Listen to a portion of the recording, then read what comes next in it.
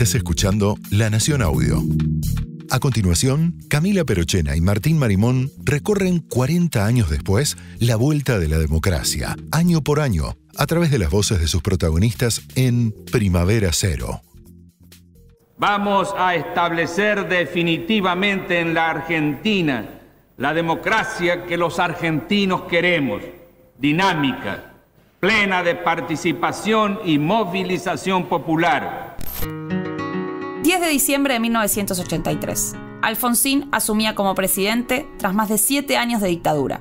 Era el Día Universal de los Derechos Humanos. Empezaba la primavera democrática. Había una sensación de compromiso cívico, euforia y liberación.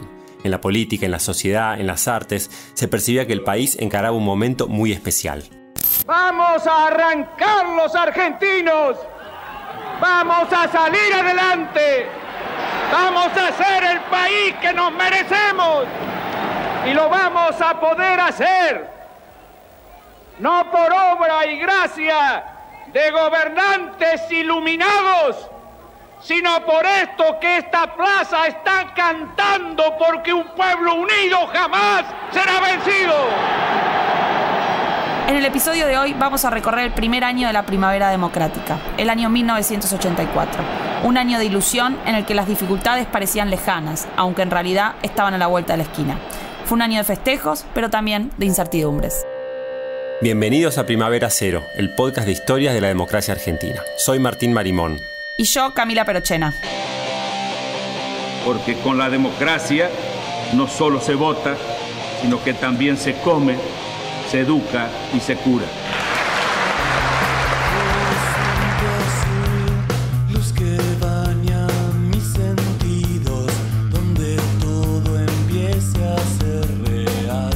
Y hoy podemos todos dar gracias a Dios.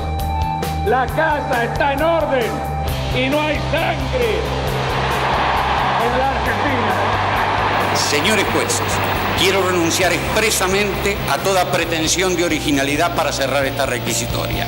Quiero utilizar una frase que no me pertenece, porque pertenece ya a todo el pueblo argentino. Señores jueces, nunca más. Silencio en la sala. Silencio.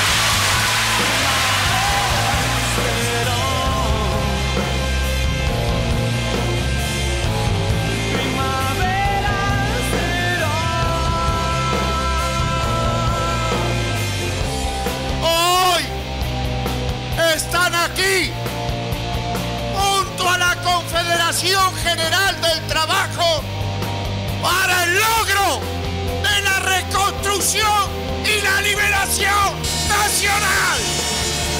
Ahí lo tiene Maradona, lo marcan dos, pisa la pelota Maradona, arranca por la derecha el genio del fútbol mundial, y es el tercero para Borruchaga, siempre Maradona, genio,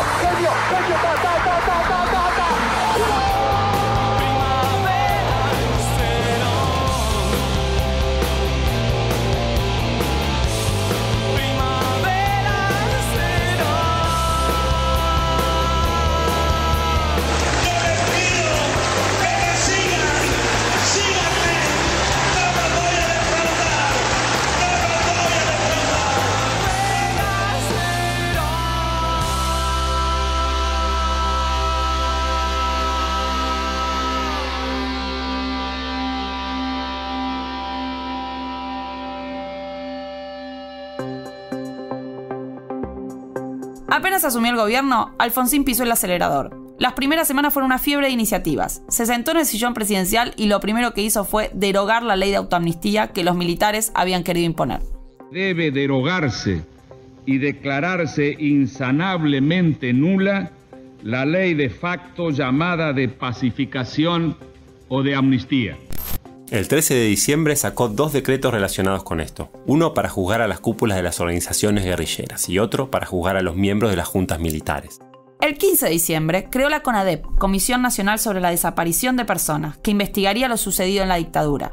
También mandó un proyecto de reforma del Código de Justicia Militar y otro de reforma sindical. Todo esto en menos de una semana. Fue un momento de optimismo, la fantasía de creer que se podía hacer todo junto y de golpe, de que alcanzaba con la voluntad para cambiar la realidad. Los radicales pensaban que el final de la dictadura era la oportunidad de modernizar todo, la vida social, los sindicatos, la familia, la economía. Pablo Gerchunov, investigador de la Universidad Torcuato Di Tella, nos lo cuenta de esta manera. Hacer una campaña y ganar una elección no es lo mismo que hacerse cargo, ¿no? Y quien se hace cargo, que es Raúl Alfonsín, es un hombre que efectivamente no había ni siquiera sido intendente de Chascomús, solo había sido diputado nacional. Había sido diputado provincial mucho tiempo antes, en épocas de Frondizi, pero de pronto tiene que hacerse cargo sentado en Olivos con sus amigos voy a usar una frase de Néstor Kirchner, ¿y ahora qué hacemos? Y la pregunta de Alfonsín tiene que haber sido muy parecida, ¿ahora qué hacemos? ¿No?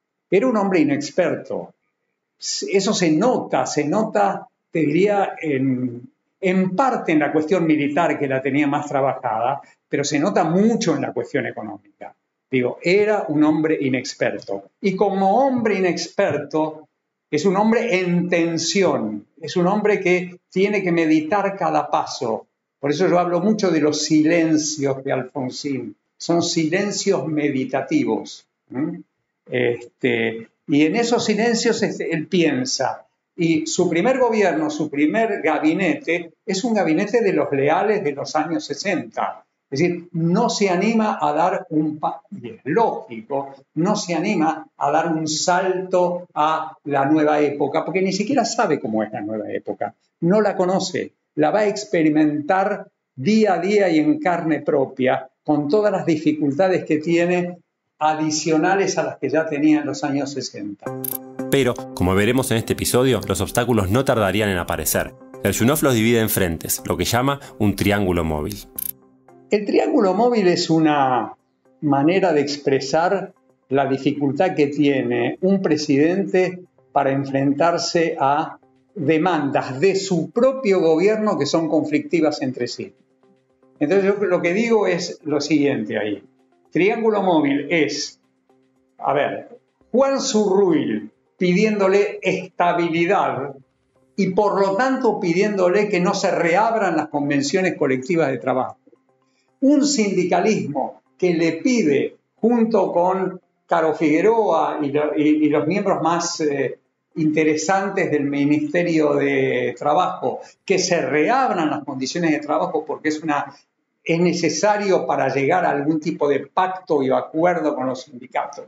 Y del otro lado, y por último, un tercer lado del triángulo, que son los militares que están mirando a ver si todo eso se va al diablo o no se va al diablo. Porque ese conflicto entre estabilidad y necesidad de diálogo y de reapertura del diálogo con los sindicatos hace que los militares sean espectadores tensos e interesados en lo que va a terminar ocurriendo. Ese es el triángulo móvil. Militares, sindicatos, economía.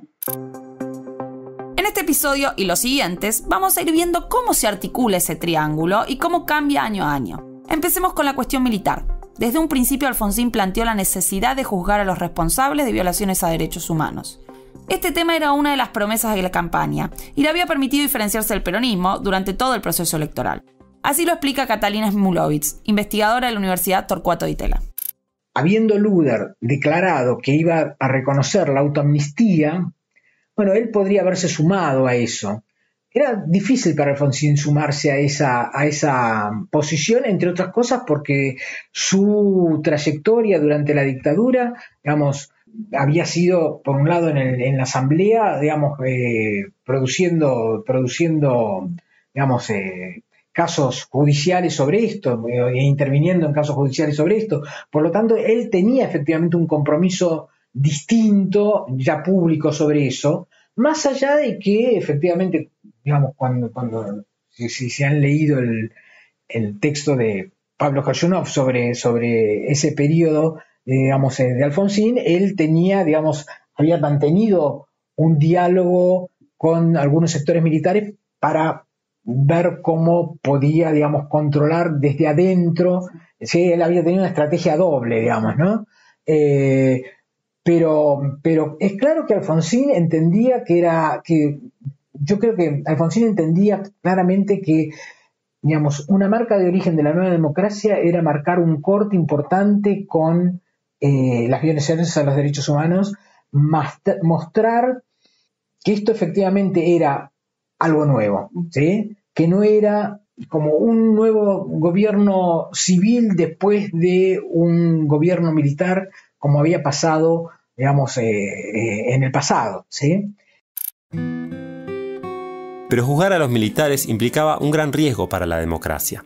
Las Fuerzas Armadas, que iban a ser juzgadas, tenían el monopolio de la violencia, podían sublevarse y terminar con la propia democracia. Era lógico pensar que los militares iban a hacer lo que fuera necesario para salvarse a sí mismos si se los quería juzgar. Por eso la estrategia de Alfonsín era muy audaz y muy original. En realidad, de inédito tiene todo, ¿sí?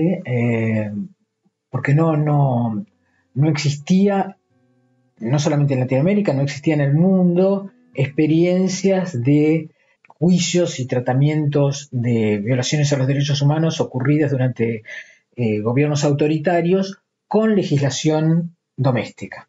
Ese es un punto central, digamos, el instrumento a utilizar era la propia legislación doméstica. Lo que existían eran experiencias en las cuales o se utilizaba digamos, legislación internacional o se creaban tribunales especiales para, digamos, el juzgamiento de este tipo de delitos. Entonces, en ese sentido era todo desconocido, digamos. Uno no se sabía si iba a funcionar, no se sabía cuáles eran las figuras jurídicas que se podían utilizar, no se sabía tampoco cuáles podían llegar a ser las reacciones de aquellos que estaban siendo, que eventualmente iban a ser juzgados. Es decir que, digamos, es un experimento absoluto en términos de una política pública para provocar esto. ¿Cómo juzgar a los militares sin que se subleven? Alfonsín y sus asesores jurídicos pensaron una estrategia que distinguía 3 niveles de responsabilidad, algo que venía ya anunciando desde su discurso de campaña en Ferrocarril Oeste. Y empieza a descubrir, no solo, sino con Nino, con Malamud Gotti y con otros filósofos del derecho, que no puede, sin embargo, juzgar al conjunto de las Fuerzas Armadas o el conjunto del Ejército en particular, sino que tiene que hacer una operación quirúrgica, la operación de saber quiénes dieron órdenes, quiénes cumplieron órdenes pero cometieron excesos, es decir, lo que luego se llamó los 3 niveles de responsabilidad. En el próximo episodio vamos a meternos de lleno en esa estrategia judicial y en los juicios que siguieron. En este vamos a centrarnos en la previa a ese momento, que fue el trabajo de investigación de la CONADEP. El 15 de diciembre del 83, Alfonsín creó, por decreto, la CONADEP. El organismo estaría conformado por escritores, artistas, médicos, sacerdotes y rabinos, periodistas y algunos miembros del Congreso. Todos liderados por el escritor Ernesto Sábato. La CONADEP iba a estar encargada de recibir y organizar los testimonios y denuncias de los crímenes cometidos en la dictadura. Pero en realidad, el proceso de formación de la CONADEP fue muy conflictivo. Algunos organismos de derechos humanos, como las Madres de Plaza de Mayo, creían que debía ser una comisión parlamentaria bicameral. Así nos lo explicó Tota Guede, miembro de la Asociación Madres de Plaza de Mayo. Mira, nosotros ya estábamos formadas como madres y empezamos las madres que eran de la comisión, por supuesto, se reunían y el resto después nos enterábamos de lo que se pedían opiniones también. Y le habíamos pedido a Alfonsín una bicameral para que investigue porque había detenidos, desaparecidos que estaban en los lugares de detención y habían con vida. Entonces pedíamos que él hiciera una bicameral, que el Congreso se ocupara de esas personas que estaban vivas. Y Alfonsín no hizo nada. Nosotros íbamos todos los días a reclamarle eso, porque había gente con vida. Entonces, si ahí sale una ley del Congreso que se vaya, que se investigue en los campos, a donde sea, o a los militares, ¿dónde está esa gente que está con vida? Porque positivamente sabíamos que había gente con vida. Y él formó la CONADEP. Alfonsín no quería una comisión bicameral. Creía que se iba a generar mucha competencia entre los partidos para sancionar de manera más dura a las Fuerzas Armadas. Es decir, la bicameral podía traer tensiones políticas que iban a dificultar la transición. Entonces, ya en su nacimiento la CONADEP se enfrenta a dificultades. Así nos lo explicó el historiador Emilio Krenzel, investigador del CONICET y de la Universidad de Buenos Aires. Bueno, las dificultades de la CONADEP fueron múltiples. Por un lado, porque nace con el rechazo mayoritario de los organismos de derechos humanos, con el rechazo de la oposición política encabezada por el peronismo, que en su momento había manifestado al candidato Italo Luder la voluntad de que la autoamnistía, pese a que la rechazaba como medida, se iba a mantener debido al reconocimiento de la ley más benigna, y también de las Fuerzas Armadas y sus aliados, que veían en toda revisión del pasado una venganza de la subversión que había sido derrotada en la que consideraban una guerra victoriosa. También este rechazo de los organismos de derechos humanos se traducía en cierta reticencia de muchos familiares a ir a declarar y dar testimonio ante la CONADEP. Es decir, que es una comisión que nace en un escenario muy difícil de múltiples rechazos con orígenes y sentidos diversos de esos rechazos que le auguraban, en principio, grandes dificultades para llevar a cabo sus metas. A estas primeras dificultades se sumaron otras de orden más logístico. No era fácil organizar el caudal de información que llegaría con las denuncias. Así nos lo contó Graciela Fernández Mejide, miembro de la APDH, Asamblea Permanente por los Derechos Humanos. Ella ingresó a la comisión tiempo después de su creación. Porque empiezan a recibir testimonios y claro, por muy buena voluntad que tuviera Magdalena Ruiz Iñazú o Monseñor de Nevares o Gattinoni, eran ellos, en el caso de los tres que eran de la Asamblea, estaban en el Consejo de Presidencia, pero no estaban en lo cotidiano de recibir testimonios. Les llegaban los testimonios, se espantaban, se corrían entre ellos para mostrárselos, y ahí el que tenía una cabeza muy política era Jaime de Nevares, el obispo de Neuquén. Entonces un día me dijo: Graciela, tenés que venir a trabajar con nosotros, porque si no vamos a terminar en lo que vos me dijiste que nos iba a pasar, que vamos a ponerle el moño a los desaparecidos, están todos muertos y se acabó. Y bueno, me convenció que iba a aceptar y que desde ese momento yo ya proponía que la Asamblea ayudara con todo lo que tenía. Es decir, antes ya lo habíamos decidido, por lo tanto yo había mandado fotocopiar más de 4.000 testimonios que ingresaron directamente a la CONADEP, ya organizados. Después vinieron muchísimos más. Cuando se abrió, se conoció, en democracia la gente conoció, se promocionó, etc. Fernández Mejide había formado parte de la APDH desde que su hijo había sido secuestrado y desaparecido en octubre de 1976. A mí me costó asumir, como a todos, lo de Pablo, pero llegó un punto en que tomé distancia y dije: no puede ser que tengan a tantos miles de desaparecidos en algún lugar y en este pueblo no se sé. En este pueblo está sociedad. Yo lo doy por muerto, porque si no, cada cosa que me traía una esperanza y todo era como un rallador. Entonces digo, ahora yo trabajo para meterlos presos. Que era una ilusión, porque si no hubieran hecho Malvinas, olvídense. Entonces, Fernández Mejide se sumó a la CONADEP y se dedicó a colaborar con el proceso de ordenar los testimonios que llegaban, que eran cada vez más numerosos. Con el paso del tiempo, muchos organismos de derechos humanos comenzaron a colaborar con la comisión. Esto se dio porque consideraban que realizaban un trabajo riguroso e importante para el avance de la justicia.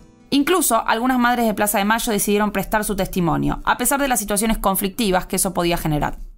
Recorrí los organismos y les dije, por favor, necesito gente de staff y que esté acostumbrada a escuchar testimonios, además que oiga un nombre y sepa que desapareció con tal otro grupo. Pues nosotros ya nos habíamos acostumbrado a eso durante toda la dictadura.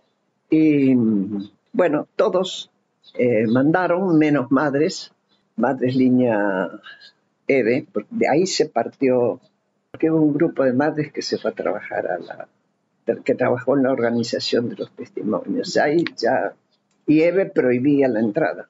Yo la última discusión que tuve con EVE fue: EVE, nunca ningún dirigente da una orden de cumplimiento imposible. Anda, parate frente a la puerta de la CONADEP e intenta parar a la gente. ¿Y cómo era el funcionamiento cotidiano de la CONADEP?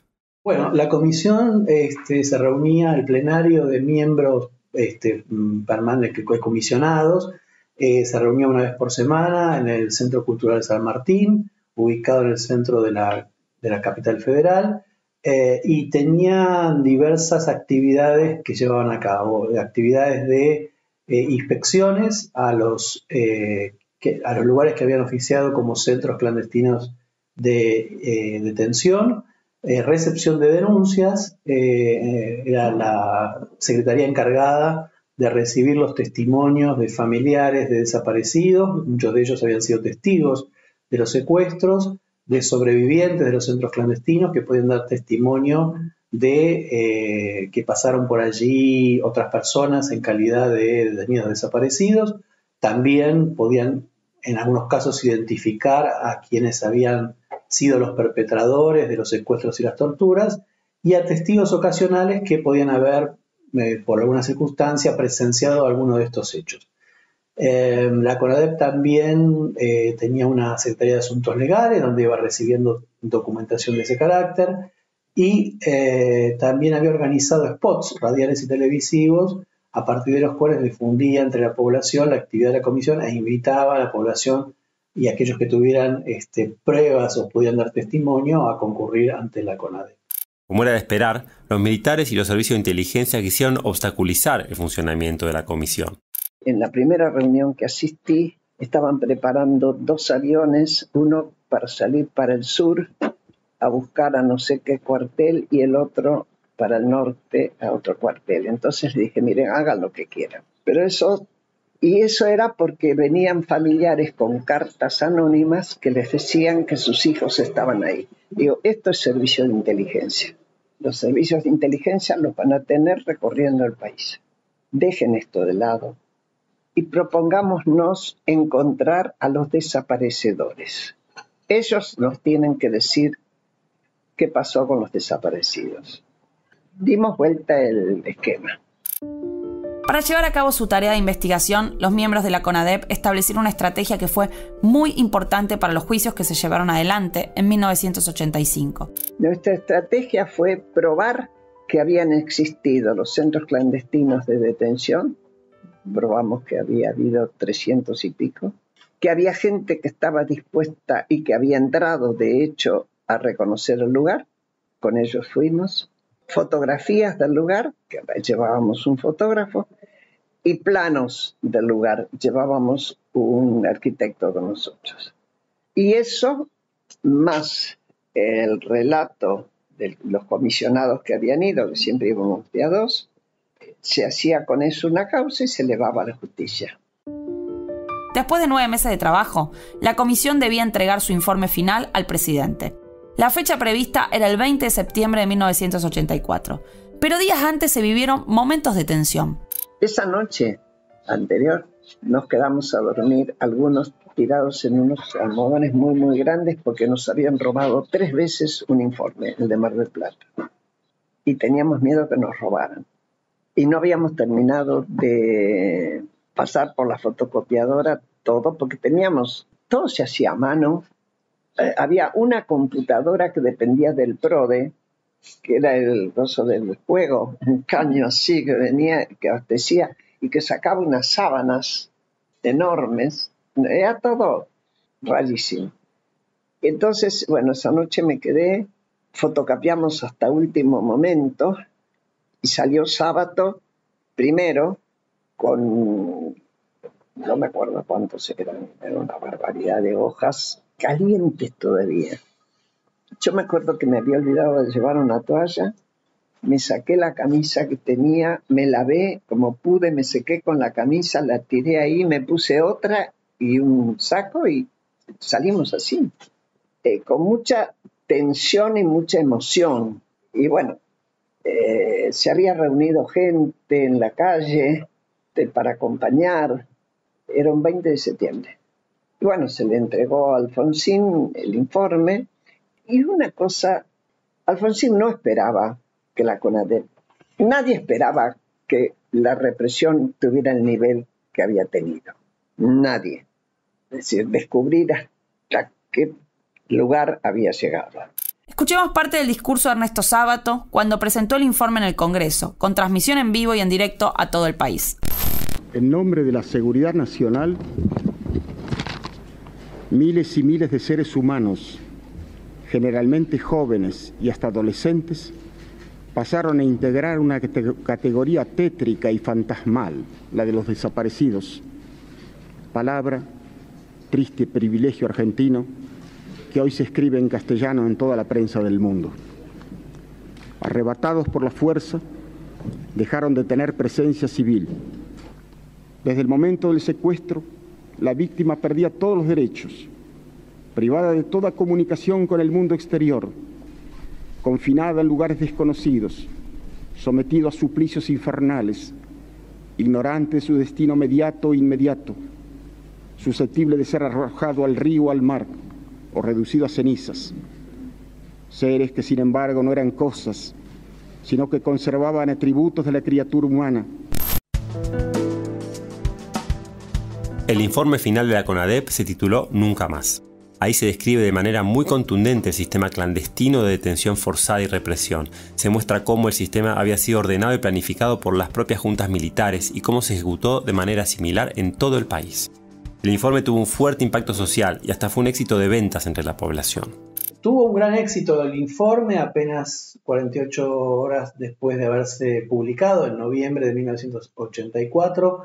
Se habían agotado ya 2 ediciones y para abril de 1985, el momento que se inicia el juicio de las juntas, habían sido vendidos ya 150.000 ejemplares. Inés González Bombal, una investigadora, caracteriza el impacto del Nunca Más en esos meses como el establecimiento de un juicio cultural, que antes que se iniciase el juicio de las juntas, ya había establecido en la opinión pública la idea de que las juntas eran responsables y eran culpables y que debían ser condenadas. Hay anécdotas de lecturas del Nunca Más en el verano en la playa de la costa atlántica, la compra del informe, el agotamiento del informe en kioscos de sectores de la ciudad de Buenos Aires donde viven fracciones acomodadas, incluso barrios militares como las cercanías del Hospital Militar en la calle Luis María Campos.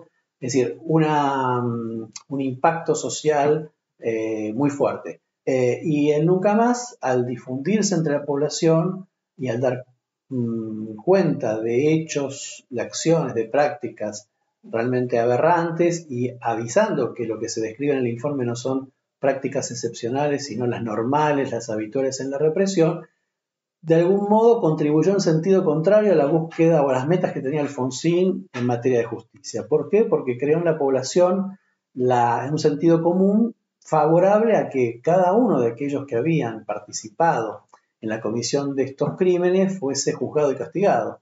Y este sentido común iba en contra de la meta del gobierno de limitar a las juntas y a algún puñado de altos jefes militares más el proceso judicial. La memoria del Nunca Más y de ese primer momento de la transición va a recuperar la memoria de las víctimas en tanto víctimas. Así nos explicó el historiador Hugo Besetti, investigador del CONICET.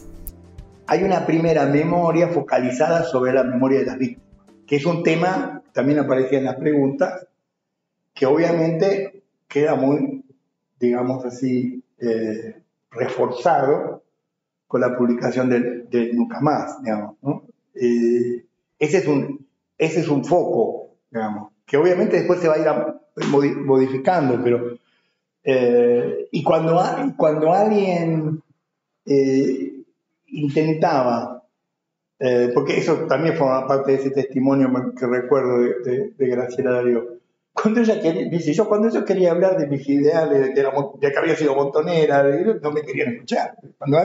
Cuando querían reintroducir la política, en ese primer momento era muy difícil.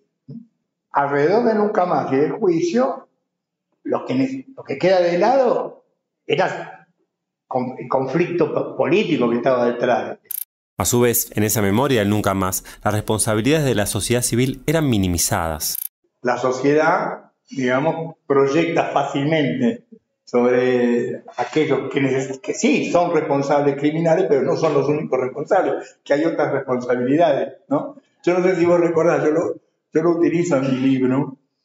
Guillermo O'Donnell hace una cosa que es genial y al mismo tiempo metodológicamente bastante cuestionable. No sé si conocen la historia, ¿no? Él hace lo siguiente. Él no estaba en la Argentina, pero tenía demasiados problemas. Entonces él viene al comienzo de la dictadura y hace como una encuesta con un conjunto de personas no muy diferentes, digamos, personas a las que puede llegar, obviamente. O sea que uno puede pensar más bien que hace media profesional alrededor de lo que él puede alcanzar, ¿no? Y después de Malvinas, vuelve ya ahí, creo que ya se queda más tiempo, lo llama y le dice: perdí las notas de lo que usted me dijo en 1977. Por favor, ayúdame a reconstruir lo que usted me dijo en 1977. No quiero que me diga ahora, reconstruir. Y efectivamente parece un experimento de psicología experimental de la memoria. Porque ¿Y cuáles son las diferencias? Y las diferencias son notorias. Quiere decir, en el primero dice, bueno, la sociedad no daba más. No eran tipos que defendían la dictadura, pero ponían el acento en el caos, la violencia, los atentados, que no se daba más, que había que poner orden, que no daba.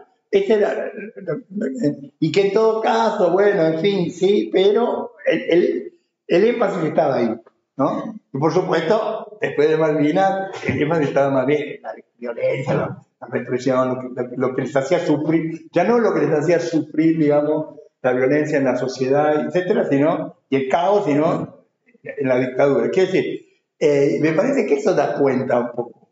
Entonces, esa sociedad le resulta muy fácil, pero insisto, no quiero cargar la tinta sobre la sociedad argentina, porque los franceses y otras sociedades, uno puede encontrar cosas parecidas, tienden a exculparse, e incluso aparece la idea, que yo discuto mucho, de la sociedad como víctima. No, está claro que hubo víctimas de la sociedad. Ahora, hubo muchos sectores que la verdad que no sufrieron demasiado y se acomodaron bastante bien. Hay todo un debate sobre si el Nunca Más reproduce la llamada teoría de los dos demonios. Veamos qué nos dice Marina Franco sobre los orígenes de esa teoría, que en realidad son anteriores a la década del 80. Eso que llamamos teoría de los dos demonios es una interpretación de lo que sucedió que circulaba incluso antes de la dictadura. Es decir, la idea de que la violencia en la Argentina era el resultado de dos fuerzas enfrentadas empieza a circular fuertemente en el año 74, 75, pero sí lo que es importante es que esta interpretación de lo que sucedió, que se hace tan fuerte en el año 83, 84, 85 y en adelante, y sigue circulando hoy, se instala o es creíble o tiene esa impronta, porque hace sentido en un espacio social, en una sociedad que ya venía desde hace muchos años pensando en una lógica de dos fuerzas enfrentadas, una lógica de dos demonios.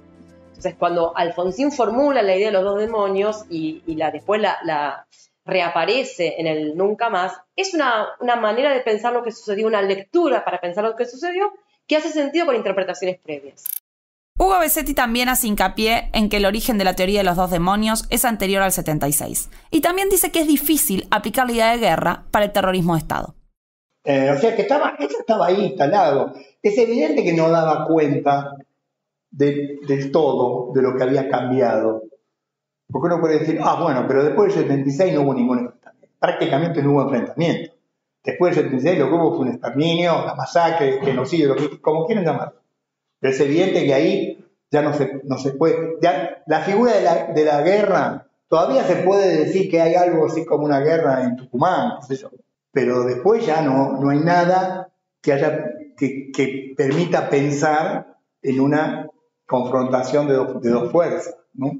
Entonces, digo, en ese sentido, efectivamente, la teoría de los dos demonios, que suele asociarse a la idea de una confrontación, tiene cierta, si vos querés, cierta raigambre, ¿no? o cierto apoyo histórico en esa experiencia previa, pero después es completamente inadecuada. Ahora bien, podríamos preguntarnos si es efectivamente la teoría de los dos demonios lo que aparece en el Nunca Más. Y yo creo, y esto es una discusión y esto es polémico, yo creo que el Nunca Más no es la reafirmación de la teoría de los dos demonios. O no es la reafirmación, vamos a decirlo de otra manera, no es la reafirmación de la idea de dos fuerzas enfrentadas en igualdad de condiciones. El Nunca Más, en su tan discutido prólogo, lo que dice es que la represión estatal encarnada por las Fuerzas Armadas fue infinitamente peor que la violencia de la subversión. Hasta acá la cuestión de los derechos humanos. Pero ahora veamos cómo iba el gobierno en otros frentes, por ejemplo el sindical. Acá las complicaciones aparecieron rápidamente. Apenas asumió, el gobierno había enviado al Congreso un proyecto de reforma de los sindicatos. El proyecto del gobierno era impulsado por el ministro de Trabajo, Antonio Mucci, un dirigente gremial de origen antiperonista. La situación era compleja. Después de la dictadura era necesario normalizar el funcionamiento de los sindicatos, definiendo sus reglas electorales internas. Eso para el gobierno era una oportunidad política. Alfonsín planteaba que los sindicatos se encontraban controlados por líderes casi caudillescos, que se perpetuaban en el poder. Esto garantizaba al peronismo una hegemonía sobre el movimiento gremial. Frente a eso, el proyecto de ley pretendía impulsar la democratización de los sindicatos. Lo que ahora nos hemos propuesto es lograr de una vez y para siempre que los sectores del trabajo argentino tengan la posibilidad de elegir sus dirigentes en el sindicato. ¿Cómo se iba a lograr esa democratización? Bueno, a través de la representación de las minorías en las elecciones internas y de otros mecanismos de control. Escuchemos las palabras del propio Mucci. El proyecto que se elevó al Honorable Congreso de la Nación parte de la premisa de que el sindicato debe reordenarse democráticamente de abajo hacia arriba. Para ello se exige que los dirigentes de un sindicato sean la expresión genuina de las bases, sin las deformaciones que históricamente ha producido la intromisión del Estado, de los partidos políticos y de los empleadores. Por tal motivo, el proyecto establece que los procesos electorales sindicales sean fiscalizados y controlados por el Poder Judicial de la Nación.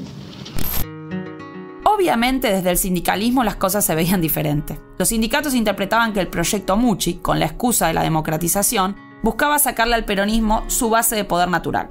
Esto nos contó la historiadora Marcela Ferrari, investigadora de la Universidad Nacional de Mar del Plata. El peronismo reacciona rápidamente frente a la derrota, reorganizándose. Dicen que tardó en reorganizarse. No, hizo frente a lo que tenía que hacer frente inicialmente. Y lo primero que tiene que hacer es enfrentar el intento de modernización sindical. Y lo hace desde el Parlamento, rechazando el proyecto Mucci. Y allí se observa las dos posiciones que asumen los dos partidos mayoritarios, el radicalismo hablando de democratización sindical, un poco con este razonamiento. Nosotros somos los que fuimos elegidos por el pueblo para llevar la democracia o para llevar adelante el proceso de democratización, vamos a democratizar desde arriba los sindicatos. Y el peronismo, en algunas argumentaciones, responde a través de los representantes algo así como: ustedes nos van a enseñar a nosotros a democratizar los sindicatos, nosotros que encontramos los sindicatos nuestro refugio y nuestra manera de encontrar representación cuando ustedes golpeaban los cuarteles para que derrocaran nuestros gobiernos. Y los sindicatos fueron nuestras escuelas de democratización. El proyecto Mucci entonces tocaba un punto vital, y oponerse a ese proyecto facilitó mucho la unificación del peronismo. Para atacar al proyecto, todas las facciones del peronismo podían ahora volver a las banderas históricas del movimiento, centradas en el trabajador y el movimiento obrero.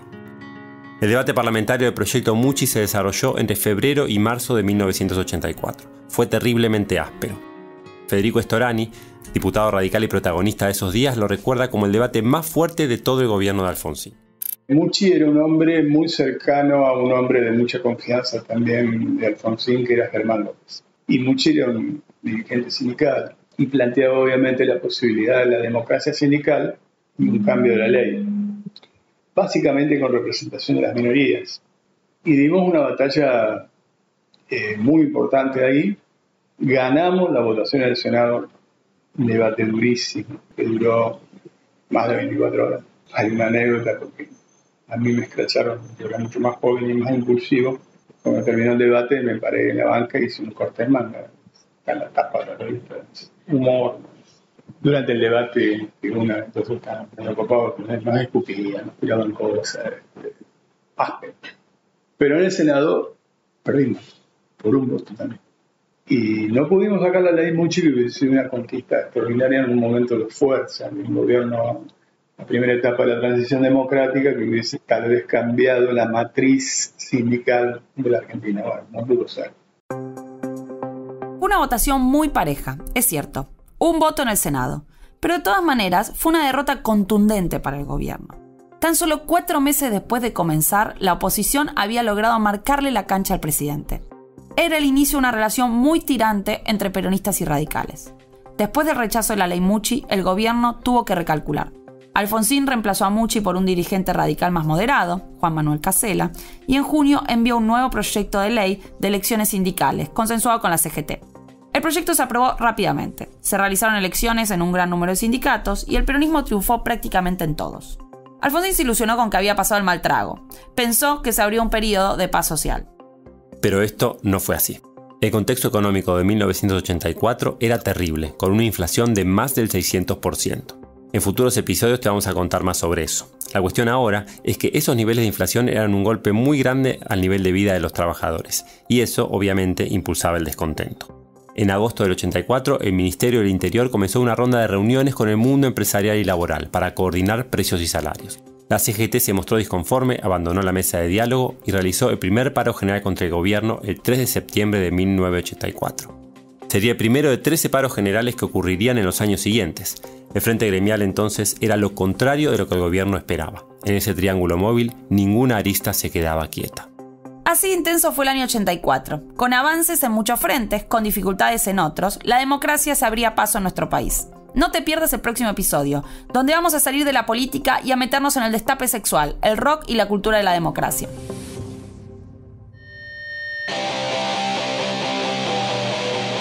Muchas gracias Pablo Gerchunov, Catalina Smulovitz, Carmen Tota Guede, Emilio Krenzel, Graciela Fernández Mejide, Hugo Besetti, Marina Franco, Marcela Ferrari y Federico Storani por participar de este episodio. Esto fue Primavera Cero, historias de la democracia argentina. Nos vemos en el próximo episodio. Adiós.